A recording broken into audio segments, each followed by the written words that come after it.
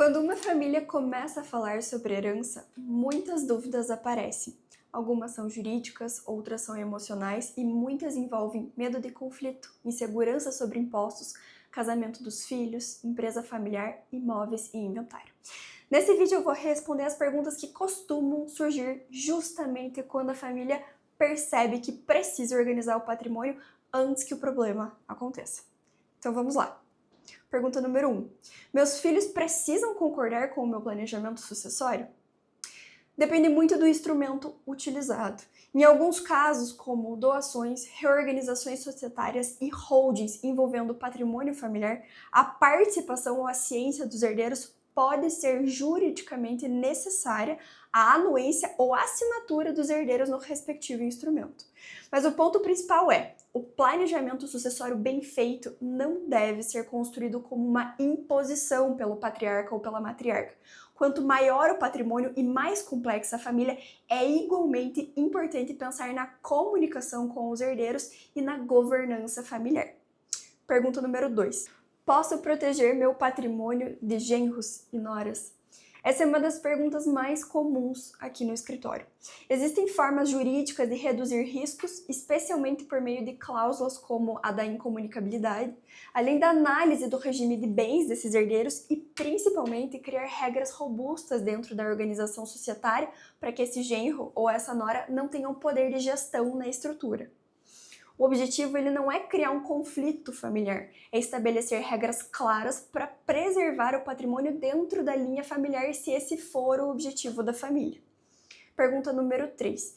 Se um filho trabalha na empresa da família e os outros não, como fazer uma sucessão justa? Essa pergunta também aparece muito em famílias empresárias, mas a gente tem que lembrar que o justo nem sempre significa igual em tudo. Às vezes, a melhor solução envolve separar o patrimônio operacional do patrimônio imobiliário da participação societária, criando regras de gestão, acordo de sócios e mecanismos de compensação entre os herdeiros. O erro é deixar essa decisão para depois, quando o fundador já não puder conduzir essa conversa com os herdeiros. Como evitar brigas entre irmãos no inventário? Não existe uma forma mágica que nunca haverá conflito, mas existe uma forma de reduzir esse risco. A família pode trabalhar com testamento, com doação em vida, holding, acordo de sócios, regras de administração, definição prévia de poderes, cláusulas restritivas e documentos bem elaborados. Grande parte dos conflitos surge não apenas pela divisão dos bens, mas pela falta de clareza sobre quem decide, quem administra e quem tem direito a quê. Pergunta número 5. Quem vive em união estável tem direito à herança? Essa é uma dúvida muito importante, então presta atenção. A união estável tem sim efeitos patrimoniais e sucessórios. O problema é que, quando ela não está formalizada, os herdeiros podem discutir se aquela união de fato existia, desde quando ela existia e, por consequência, quanto o companheiro sobrevivente herda. Porque, dependendo do regime de bens aplicado, esse companheiro pode ser meeiro de parte dos bens e herdeiro em relação ao remanescente. Por isso, se você vive união estável, o melhor caminho é formalizar essa relação para evitar conflitos no futuro com os seus herdeiros. Pergunta número 6. Inventário em cartório é sempre possível? Não, sempre não. O inventário extrajudicial é uma alternativa mais rápida em muitos casos, mas depende do preenchimento de determinados requisitos. Com as atualizações do CNJ, hoje existem hipóteses em que o inventário pode ser feito em cartório, mesmo com a existência de menores incapazes, desde que observadas condições específicas, como consenso, atuação de advogado e manifestação do Ministério Público em certos casos, principalmente na existência de menores. Pergunta número 7. O que acontece com os bens se a pessoa casa pela segunda vez? Essa é uma das maiores fontes de conflito do direito sucessório. O segundo casamento, ele pode impactar meação, herança, administração de bens e relação com os filhos de outro relacionamento. As famílias que são recompostas precisam de planejamento com uma atenção redobrada. Pergunta número 8. Posso doar meus bens em vida e continuar usando tudo normalmente?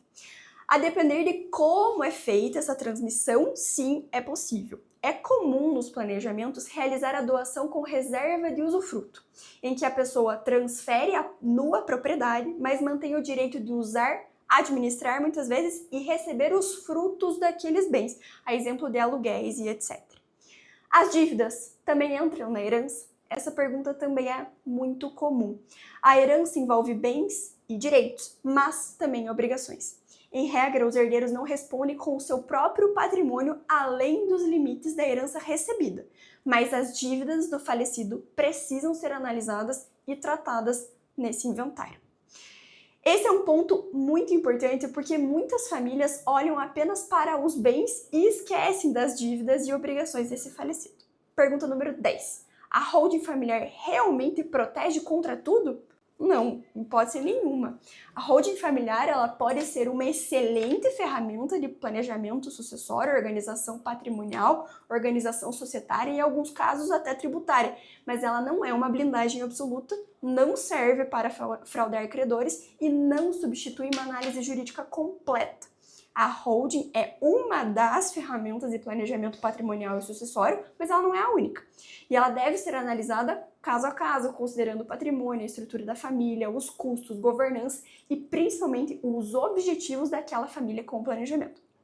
Pergunta número 11. O que vale mais? Testamento, holding ou doação em vida? Não existe uma resposta certa para essa pergunta, cada instrumento resolve um tipo de dor. O testamento, por exemplo, ele organiza as vontades do testador. A doação, ela antecipa a sucessão. E a holding, ela pode estruturar o patrimônio, a gestão e a sucessão. O planejamento sucessório sério, ele não começa escolhendo o instrumento, mas sim entendendo a família, ouvindo essa família. Pergunta número 12. Quando o planejamento sucessório pode dar errado? Bom, quando o objetivo é unicamente economizar tributos, o planejamento ele nunca deveria ser analisado apenas por esse prisma, ou seja, pelo tributário. Bom, as maiores dúvidas sobre herança quase elas nunca são sobre bens, elas envolvem relações familiares, casamento, filhos, empresas, impostos, medo de conflito e desejo de proteger uma história construída ao longo de uma vida. Por isso, quanto antes a família conversa sobre esse tema, maiores são as chances de transformar a sucessão em uma organização e nunca numa disputa. Eu me chamo Ana Cristina Teixeira de Sá, sou sócia aqui do escritório TSGP na área de Planejamento Patrimonial e Sucessório.